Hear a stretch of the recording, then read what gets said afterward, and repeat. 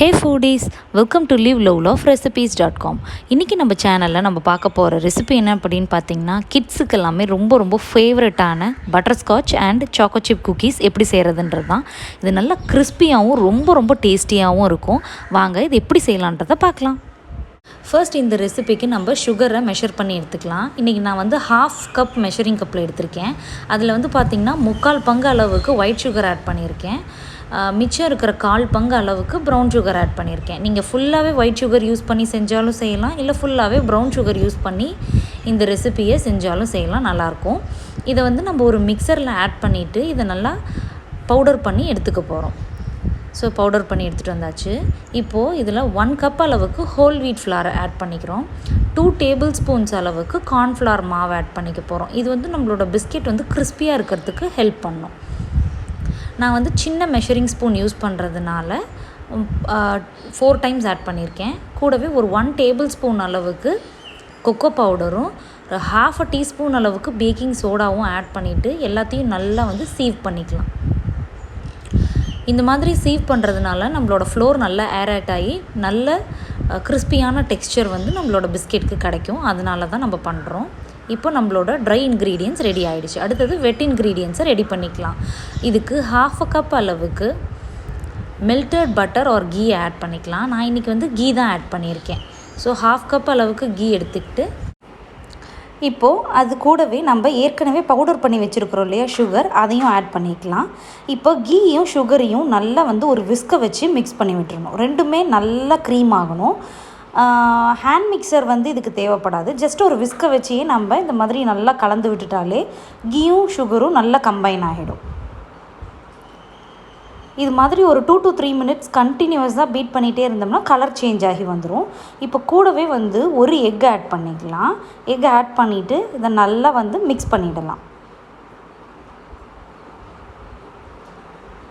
So இந்த மாதிரி ஒரு ஹேண்ட் விஸ்கை வச்சு நல்லா மிக்ஸ் பண்ணி விட்டுடலாம் எக்கையுமே.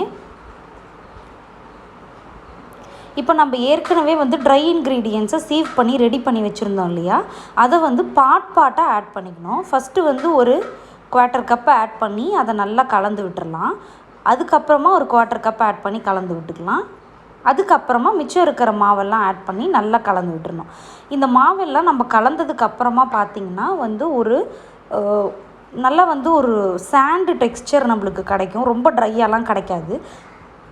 இன்கேஸ் உங்களுக்கு வந்து இந்த பிஸ்கெட்டோட மாவு வந்து பார்த்திங்கன்னா ரொம்ப ட்ரையாக இருக்குது அப்படின்னு ஃபீல் பண்ணிங்கன்னா நீங்கள் வந்து 1 to 2 டேபிள் ஸ்பூன்ஸ் அளவுக்கு ரூம் டெம்பரேச்சரில் இருக்கிற மில்க்கை ஆட் பண்ணிவிட்டு நீங்கள் ரெடி பண்ணிக்கலாம்.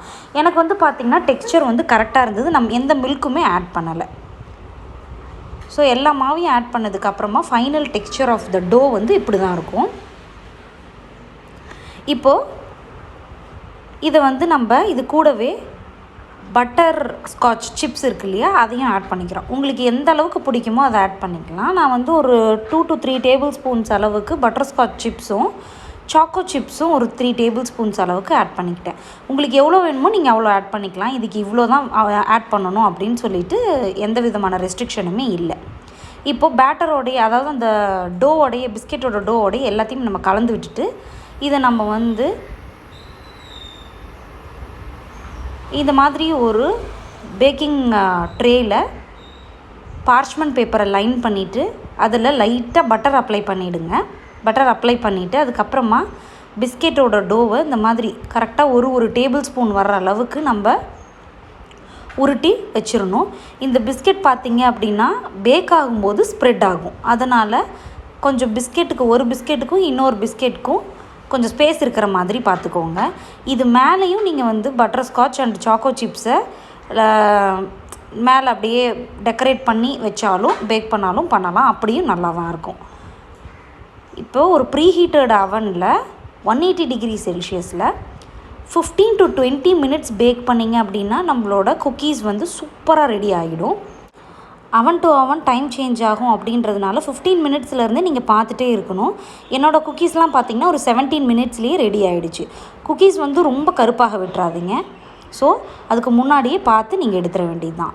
நான் ஒரு செட் ஆஃப் குக்கீஸை வந்து இந்த மாதிரி பார்த்திங்கன்னா மேலே சாக்கோ சிப்ஸ் அதெல்லாம் இல்லாமல் பேக் பண்ணேன். ஒரு செட் ஆஃப் குக்கீஸை சாக்கோ சிப்ஸ் அண்டு பட்டர்ஸ்காட்ச் சிப்ஸோடு பேக் பண்ணேன்.